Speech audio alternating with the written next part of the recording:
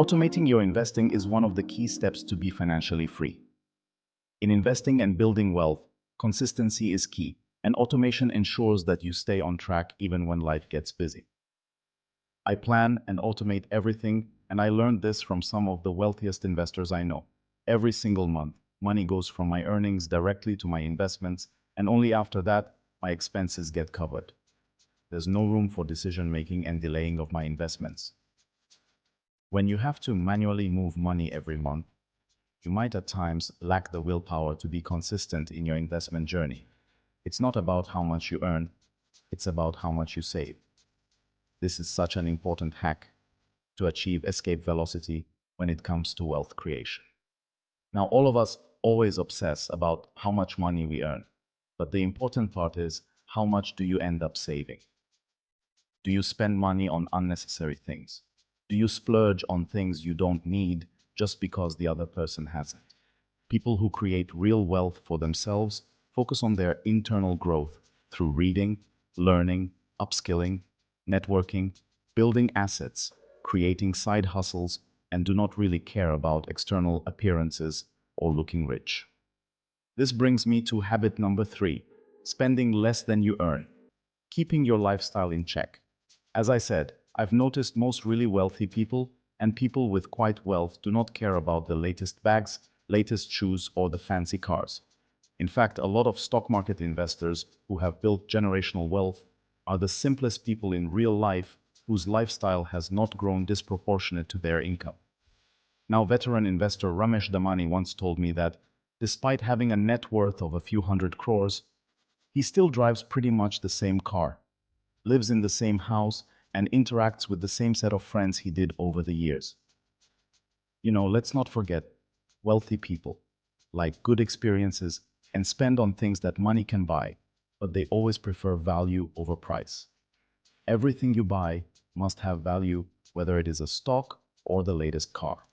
Now, this is a big life hack and something that will help you save a lot more and hence invest a lot more in building assets for yourself. Habit number 4, moving from a scarcity to an abundance mindset. Most successful people I've met overestimate the upside and underestimate the downside. They take calculated risks by riding the wave and not just sitting on the shore.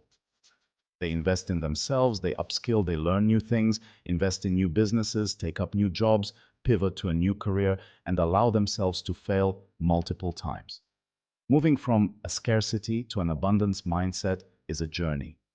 It takes time, it requires a lot of inner work, but once you've unlocked it, there's no real looking back.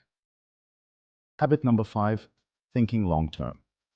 I remember my first SIP was just 20,000 rupees per month in Motilal Oswal's FlexiCap fund way back in 2014. In 10 years, I stayed put in that fund, and today the value of a 20,000 rupee monthly installment is upwards of 80 lakhs.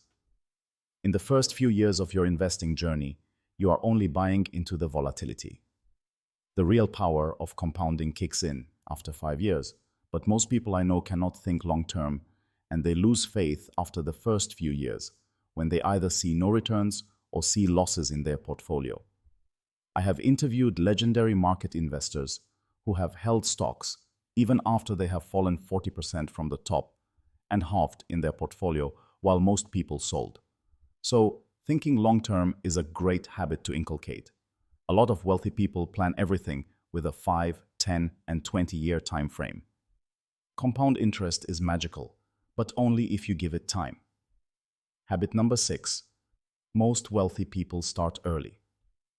Remember, if you want your 40s to be smooth, 25 to 35 are golden years of investing. These are years when you can be aggressive, you have fewer responsibilities, healthier parents, no children, potential to stack up on skills. So you must double down on your investing journey in this phase. These 10 years focus on building assets, reducing expenses, building businesses, and making your money work hard for you. It is a tough ask, I understand, because of how much cost of living has gone up and how much inflation is eating into our wallets. But you miss this window, and your 40s and 50s ends up becoming a real catch-up phase where the bills are mounting, but the money is not growing proportionate to your lifestyle. Habit number 7, System 2 thinking. Now, this is a very common habit of wealthy people. It was even covered in the book Thinking Fast and Slow, if you remember. Now, System 1 thinking is when you react immediately with no effort and no sense of control in any situation.